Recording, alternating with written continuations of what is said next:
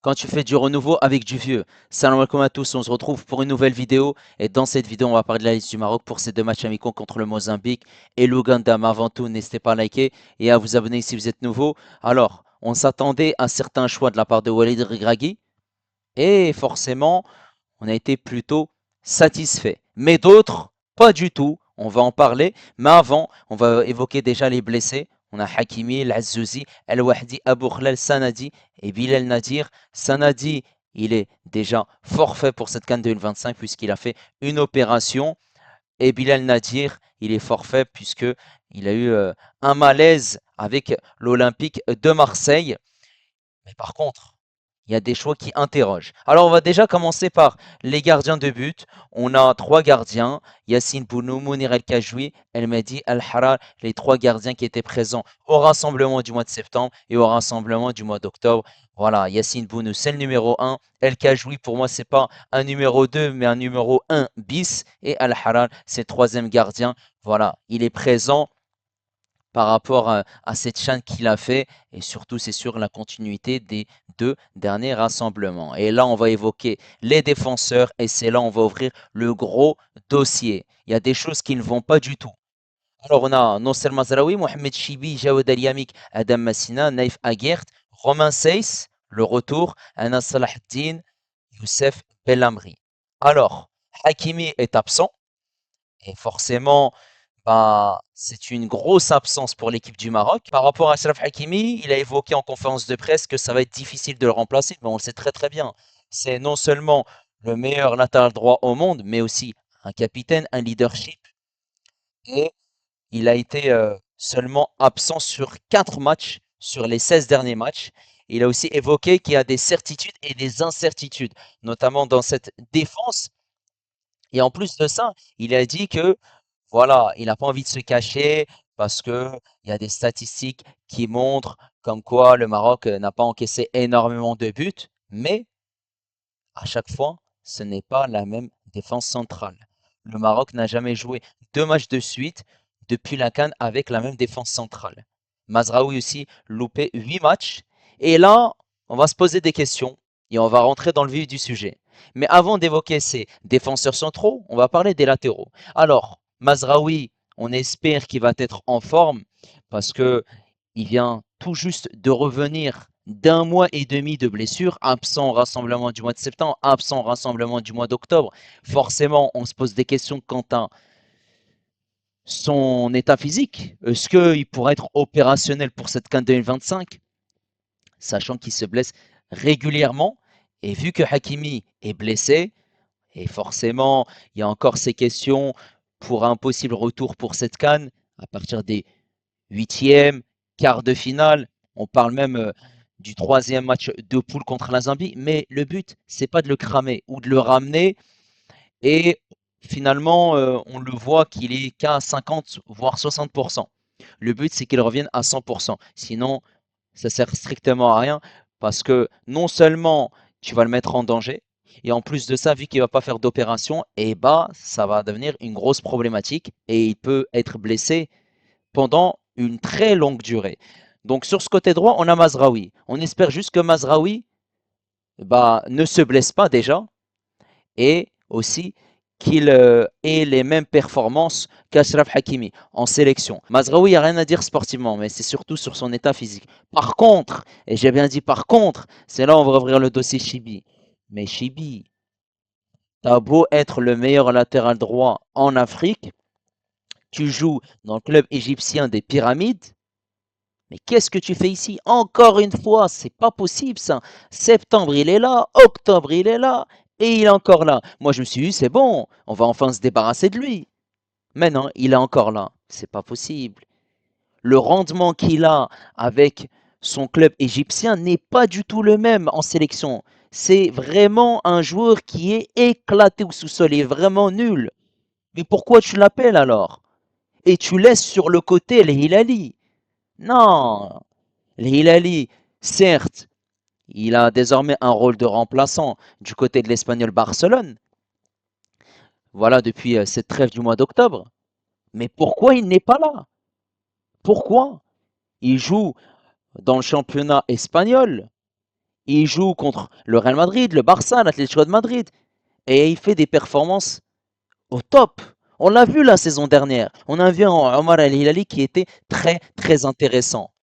Mais malheureusement, bah déjà, il a cette polyvalence, El Hilali, pour jouer en défense centrale. Mais Walid Regragui ne veut pas le mettre en défense centrale parce qu'il n'est pas grand de taille.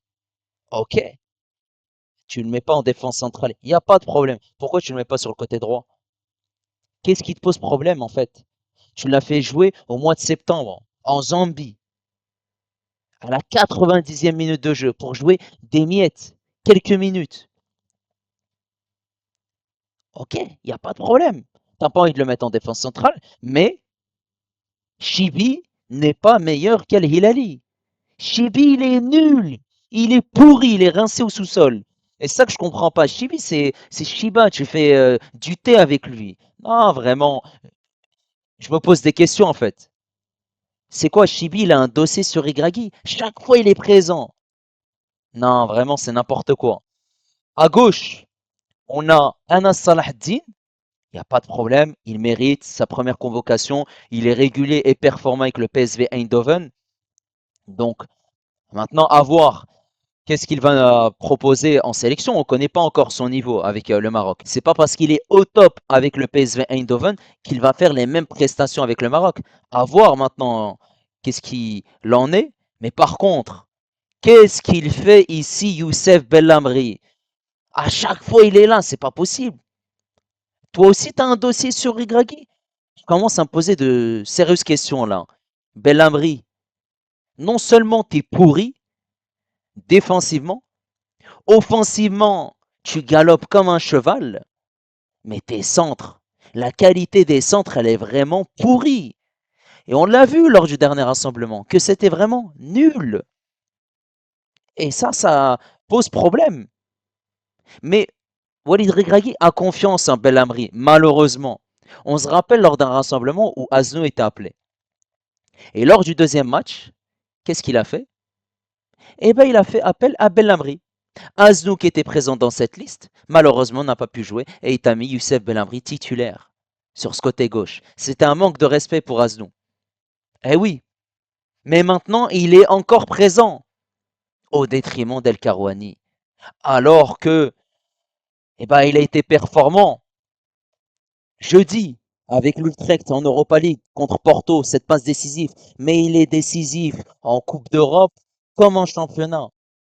Et malheureusement, eh ben, on n'a pas pu voir lors des deux derniers rassemblements son réel niveau. Ce qu'il peut vraiment nous apporter avec le Maroc. Puisque à chaque fois, c'était Belhamri qu'on coltinait sur ce côté gauche. Non, vraiment, ça commence à bien faire là en fait. Non seulement bah, Hakimi n'est pas là, ça veut dire que Mazraoui va basculer sur ce côté droit, mais à gauche, ça veut dire qu'il va mettre Belhamri. Imaginez juste une défense. Chibi à droite, en défense centrale, t'as Eliamik, Seyss et Belhamri. Une défense pourrie, une défense qui sent le moisi, une défense vraiment de vieux. Et là, on va évoquer ces défenseurs centraux et c'est là où il y a des choses à dire. Alors, parmi ces quatre défenseurs centraux, il y en a un seul qui est potable. C'est Aguert. Et on espère, quand on regarde les quatre défenseurs qui sont sélectionnés, on espère juste une seule chose. C'est qu'Aguert ne se blesse pas. On a déjà eu la blessure de Hakimi. On prie pour pas qu'il se blesse. Aguert était blessé et il n'a pas pu disputer ce match contre Auxerre. Et on a eu peur. On s'est dit peut-être qu'il n'allait pas tenir son rang contre l'Atalanta, mais il était bien présent. Et quand on regarde les trois autres, déjà, on a Eliamik qui est blessé. Depuis cette dernière trêve, il n'a joué aucune minute. T'as Massina qui a été blessé. Il est de retour de blessure et il n'a plus de temps de jeu avec le Torino. Et t'as le vieux Romain Seyss. En fait, je comprends pas, c'est quoi, on a la Coupe du Monde 2022 ou non 2025? Non, mais sérieusement, Romain Seyss, faut m'expliquer en fait. Walid Regragui en conférence de presse qui nous dit oui, je me suis déplacé au Qatar. J'ai vu le match El Saad El Ahli. El Ahli, on a Enzo Mio qui n'était pas loin de l'équipe de France lorsqu'il jouait dans le championnat allemand. Il y a Franck Kessié qui joue avec cette sélection ivoirienne. Riyad Mahrez avec l'Algérie. Donc qu'est-ce que tu insinues? que Sey, ça y est, il joue voilà, contre El Ahly dans cette Champions League asiatique, que ça y est, il revient, il doit être titulaire. Faut pas oublier une chose, c'est plus le Sey de la Coupe du Monde, déjà. Il a 35 ans. À la dernière CAN, il fait partie des joueurs qui ont été fautifs lors de ce match contre l'Afrique du Sud. Et même, c'est lui qui a entraîné Mazraoui dans cette erreur. Eh oui, il est là le problème en fait, je comprends pas. Il n'arrive pas à enchaîner les performances. Il est aussi devenu très fragile physiquement. Mais non, il te le sélectionne. Comme s'il n'y a pas d'autres défenseurs en fait. Il est là le problème. On a testé Harkes, on a testé Dari, on a testé Apkar, El Yamik, Massina. Non, non, il n'y a rien qui va en fait. Et en plus de ça, tu sélectionnes trois joueurs du même profil. Ça, c'est un gros problème en fait. Baouf, il a expliqué que c'était un peu trop juste. Tout comme Zabiri, Mama, Jessim, ils doivent continuer. Le timing, il est voilà, pas adéquat. Et Eid Boudlel, il doit enchaîner les titularisations et confirmer avec le Stade Rennais. Mais non, j'appelle Saïs. Il n'y a pas de souci. Mais nous, à Guert et Saïs, tant qu'on y est. Mais nous, la même équipe qu'on avait aussi à la Coupe du Monde 2022. Amlah au milieu de terrain, tant qu'on y est. Un peu de sérieux quand même. El Nesri en numéro 9. Non, mais il n'y a rien qui va. Et le pire dans tout ça, c'est que il me fait rire, ce Regragui. Il a dit que Seyss, c'est logique qu'il soit de retour. Un retour logique, et il a dit qu'il aurait pu même revenir en juin. Logique pourquoi? Il enchaîne les performances. Il est bon, il n'est pas bon du tout. Shadi Riyad, malheureusement, a 1 an et demi sans match, comme il a précisé, pas de Paris. Voilà. Abkar, beaucoup blessé, et c'est pour ça d'ailleurs que il n'est pas présent. Voilà. Tout est ouvert en charnière centrale. C'est ce qu'il a précisé. Tout est ouvert. Mais vous avez vu les autres sélections, que ce soit la Côte d'Ivoire, le Sénégal, même la Tunisie.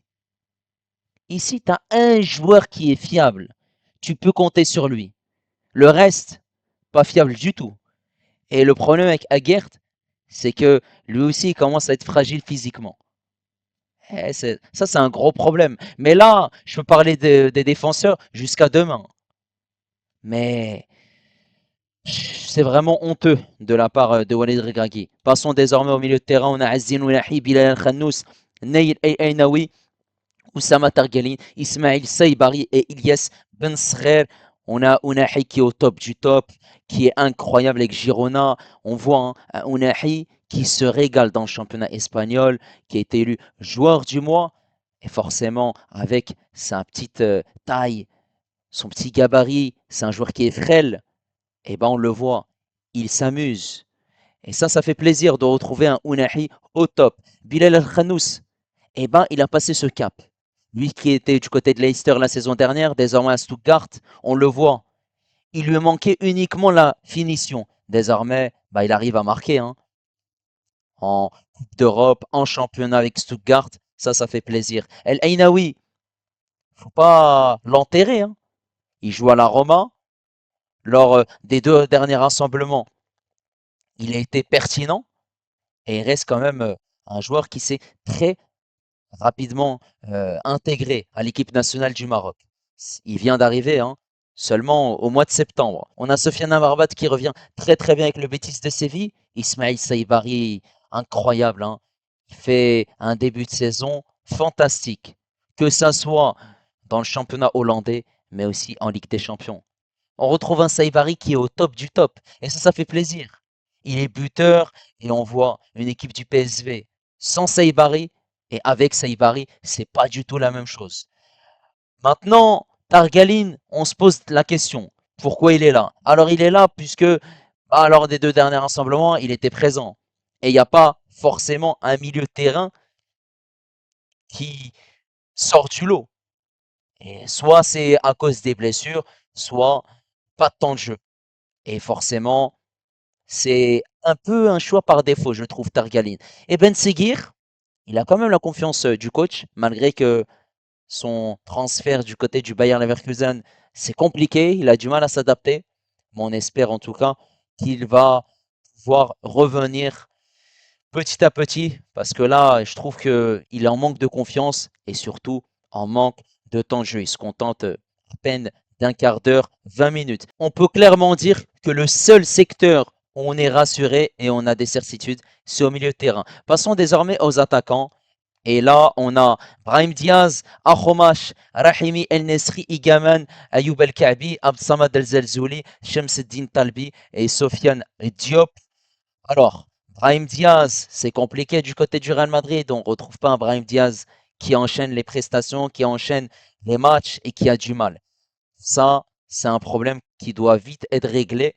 À droite, on a un autre joueur qui peut faire l'affaire, hein, c'est Akhomash. Alors, Akhomash, depuis son retour de blessure, c'est compliqué, puisque du côté du Villarreal, il n'arrive pas forcément à jouer énormément de rencontres, mais surtout, il fait quand même quelques entrées. Maintenant, on l'a vu hein, lors du dernier rassemblement, il est rentré, il a été pertinent, et ça peut être un atout très intéressant sur ce côté droit. Walid Regragui a sélectionné 4 numéros 9. Soufiane Rahimi, Youssef El-Nesri, Hamza Igaman et Ayoub El-Kaabi. Alors, El-Nesri, Igaman, El-Kaabi, on s'attendait, ce qui est tout à fait normal. Igaman, il est au top du top avec Lille. Voilà, il est régulier et il est très très très bon. El-Kaabi, il rate quand même pas mal d'occasions, même s'il arrive à mettre quelques buts, mais on ne retrouve pas un Youb El-Kaabi en grande confiance. C'est plutôt un joueur qui en doute et qui rate énormément d'occasions. Et Youssef El-Nesri qui marque quand même des buts, voilà, du côté de Fenerbahçe. Mais bon, c'est à chaque fois les mêmes buts, hein, mais le rendement en équipe nationale est toujours le même. Alors Rahimi, pourquoi un retour en sélection? Sachant qu'on n'a pas un Rahimi qui est au top du top, un Rahimi qui n'a pas forcément un gros temps de jeu, qui a du mal, moi, clairement, je ne l'aurais pas appelé. Mais je pense que s'il est présent, c'est que Walid Regragui lui fait confiance. Alors là, on a par contre 3 joueurs qui sont en confiance. Abdsamad El Zelzouli, Shamseddin Talbi et Sofiane Diop. El Zelzouli, incroyable. Encore en Coupe d'Europe, il a marqué contre Lyon. Un Zelzouli qui zelzel, qui tremble ses défenseurs. Et ça fait plaisir. Un Zelzouli qui est régulier depuis son retour de blessure, qui marque et qui forme un duo explosif avec Anthony. Bravo. On a Sofiane Diop qui est présent dans cette liste, qui fait son retour, qui a déjà été appelé auparavant par Walid Regragui, mais il était blessé, il n'a pas pu disputer la moindre minute. Et ça fait plaisir. Sofiane Diop, eh ben, c'est 6 buts, une passe décisive, hein. Il fait partie des meilleurs buteurs du championnat français. Sofiane Diop est en grande confiance. Il méritait déjà au mois d'octobre de figurer dans cette liste du Maroc. Et là, il est bien présent. En tout cas, c'est totalement mérité. Et le fait qu'il soit présent dans cette liste, eh ben, on peut avoir cette concurrence hein, sur ce côté gauche entre Zelzouli et Sofiane Diop, même s'il y a aussi Ben Seguir. Mais Ben Seguir, j'ai l'impression que vu qu'il y a cette polyvalence, eh ben, il peut jouer en 10 comme à gauche. Et en plus de ça aussi, il a un manque de confiance. Donc Sofiane Diop a clairement une grosse carte à jouer. Shamseddin Talbi a perdu sa place à Sunderland. Il se contente désormais d'un rôle de remplaçant. Il avait marqué ce but qui a permis à Sunderland de remporter cette rencontre dans les toutes dernières minutes contre Chelsea. On espère que ce but va lui donner confiance. Après, il peut être une solution, hein, tout comme à gauche, voire à droite, même si c'est plus un joueur qui pourrait être intéressant pour la Coupe du Monde. J'ai l'impression que Walid Regragui ne le fait pas vraiment confiance et il va se contenter de petites miettes. Malheureusement, Bouffal et Ziyech ont été évoqués en conférence de presse. Ziyech qui a rejoint le Wydad de Casablanca mais qui n'a pas disputé la moindre minute, donc c'est logique qu'il ne soit pas présent dans cette liste. Par contre, Bouffal, lui, il a été décisif cette semaine en Ligue des Champions avec l'Union Saint-Gilloise contre l'Atlético de Madrid où il a été passeur décisif. Et Bouffal, pour moi, je l'aurais mis dans cette liste. J'enlève Rahimi et je mets Bouffal. Pourquoi? Bah Bouffal, il peut être un atout intéressant en sortie de banc lors des 15, 20, 25 dernières minutes. Et là, et bah Walid Regragui, il a parlé par rapport à sa présence ou pas à la CAN, il a dit que ces joueurs-là doivent travailler, que tout est possible et qu'ils doivent montrer au coach qu'ils peuvent figurer sur la liste, tout comme Mama, Zabiri et Jessim. Donc là, c'est dommage, l'absence de Sofiane Bouffal. Alors, globalement, eh ben, c'est un peu du classique, même s'il y a quand même certains choix qui interrogent, notamment en défense centrale. On espère en tout cas qu'on va être rassuré par ces deux matchs, puisque les joueurs sont là. Maintenant, il y a aussi la réalité du terrain. On espère qu'ils vont quand même faire deux bons matchs contre le Mozambique et l'Ouganda, puisque ce seront potentiellement les deux derniers matchs avant cette CAN 2025 au Maroc. En tout cas, n'hésitez pas à me donner votre avis. Est-ce que vous êtes plutôt satisfait de cette liste, s'il y a des joueurs qui ne sont pas convoqués, qui doivent être convoqués, et s'il y a des joueurs qui sont présents dans cette liste et qui ne doivent pas être là, qui ne méritent pas du tout leur place. N'hésitez pas à liker, n'hésitez pas également à vous abonner si vous êtes nouveau, et moi je vous dis à la prochaine. Ciao les amis, et dis-moi